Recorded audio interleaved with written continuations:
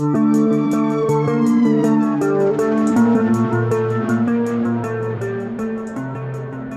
Sukhoi Su-57 is a twin-engine stealth multi-role fighter aircraft developed by Sukhoi.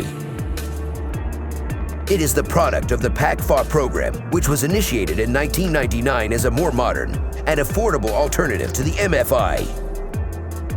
A multi-role fighter capable of aerial combat as well as ground and maritime strike, the Su-57 incorporates stealth, super maneuverability, supercruise, integrated avionics, and substantial internal payload capacity. The aircraft is expected to succeed the MiG-29 and Su-27 in the Russian military service and has also been marketed for export.